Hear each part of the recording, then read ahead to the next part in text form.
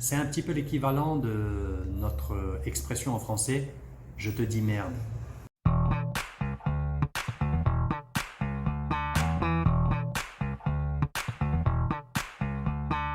Hey there, how's it going? Hopefully you're doing fine. Welcome back on my YouTube channel. Bienvenue dans la deuxième partie de cette vidéo sur les 50 expressions courantes, utiles et incontournables en anglais. J'ai volontairement divisé cette vidéo en deux parties pour qu'elle soit globalement plus digeste et pour encourager les débutants à les apprendre au fur et à mesure.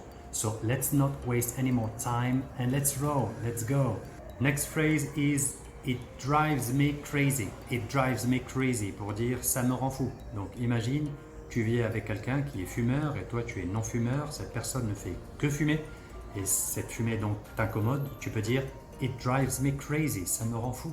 La prochaine expression c'est hold on a minute. Hold on a minute, c'est pour dire attends une seconde, attends une minute, patiente un petit peu. Next phrase is let's leave it there. Let's leave it there pour dire restons-en là, on va s'arrêter là.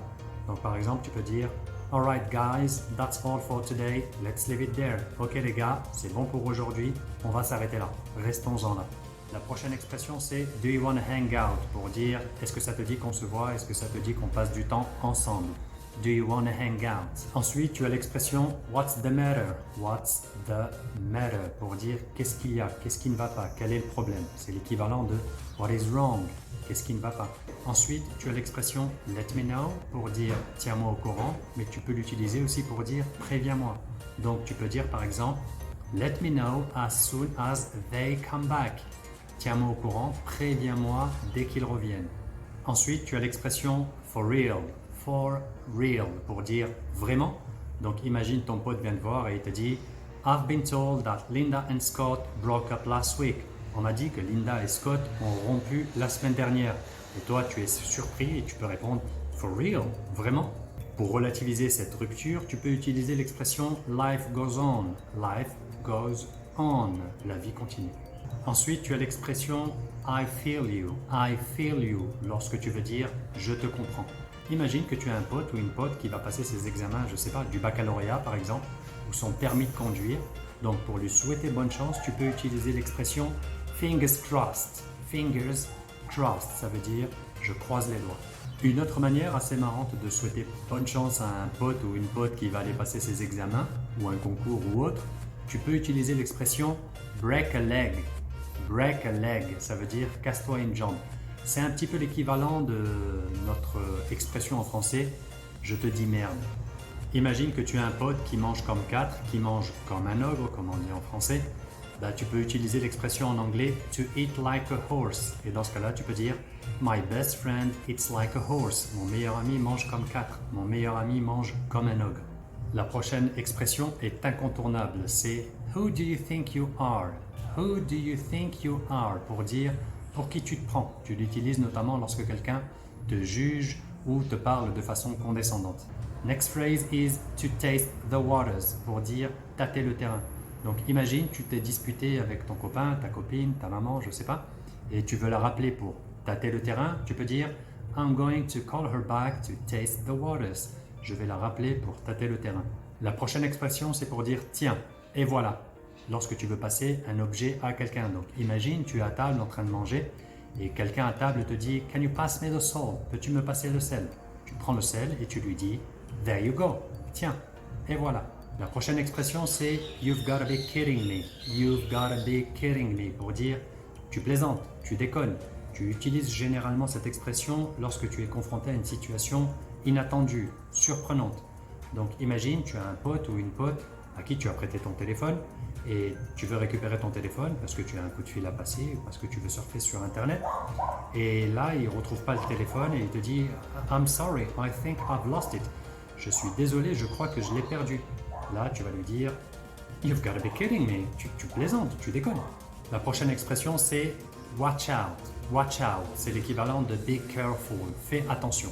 La prochaine expression c'est to sleep with the fishes. To sleep with the fishes. Littéralement, dormir avec les poissons. Sauf qu'on utilise cette expression pour dire que quelqu'un est mort et décédé. Donc tu peux dire He is sleeping with the fishes. Il est décédé, il est mort. La prochaine expression, c'est lucky you. Lucky you, pour dire quelle chance. Donc imagine, tu as un pote qui vient et qui te dit I'm going to Miami next week. Je vais aller à Miami la semaine prochaine. Tu peux lui dire lucky you, quelle chance. Next phrase is I gotta go, pour dire je dois y aller. Dans cette expression, il y a une idée d'urgence. Tu es pressé. Donc tu peux dire par exemple My wife is waiting for me, I gotta go. Vraiment, il faut que j'y aille. Ma femme est en train de m'attendre. La prochaine expression, c'est It sounds great. It sounds great, pour dire ça a l'air bien, c'est une bonne idée. Donc imagine quelqu'un vient et te dit Would you like to come to my birthday party? Est-ce que tu aimerais venir à mon anniversaire? Tu peux lui dire Yeah, it sounds great. Ouais, ça a l'air bien, ça a l'air d'être une bonne idée.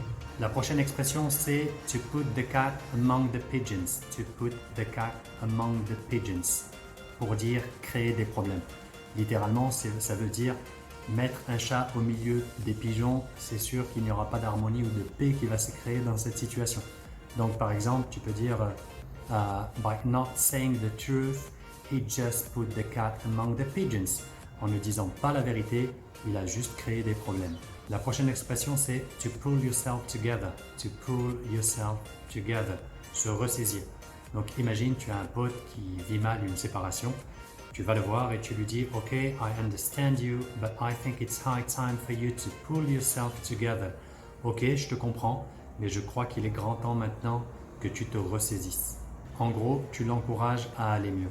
Tout à l'heure, on a vu l'expression tant mieux pour toi, qui est good for you. Maintenant, on va voir le contraire, tant pis. Ça se dit en anglais never mind.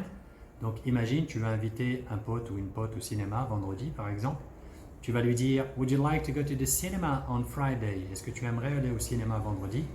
Et là, ton pote ou ta pote te répond I'm sorry, I have a lot of work to catch up. Je suis désolé, j'ai beaucoup de travail à rattraper. Tu peux lui répondre Ok, never mind. Bon, tant pis. La prochaine expression, c'est Keep up the good work, pour dire continue de bien travailler. Tu utilises généralement cette expression quand tu vois quelqu'un qui travaille bien et ça te permet en fait de l'encourager à continuer de bien travailler. Keep up the good work. Next phrase is to bite off more than you can chew. To bite off more than you can chew. C'est l'équivalent de avoir les yeux plus gros que le ventre. Attention, to bite est un verbe irrégulier. Adaptez-le en fonction du contexte de la phrase. Alors évidemment, il existe des centaines et des centaines d'expressions anglaises de ce type-là. Mettez-moi dans les commentaires le genre d'expression que vous aimez utiliser ou que vous avez appris récemment en anglais. On arrive à la fin de cette vidéo, j'espère qu'elle vous aura plu. Si c'est le cas, n'hésitez pas à vous abonner à cette chaîne YouTube et à activer la petite cloche pour recevoir les notifications pour les prochaines vidéos. Évidemment, n'hésitez pas à exploser le bouton j'aime. N'hésitez pas à commenter et à partager avec vos amis, vos proches, votre entourage. Quant à moi, je vous retrouve très bientôt dans la prochaine vidéo. Let's leave it there. Take care. Cheers.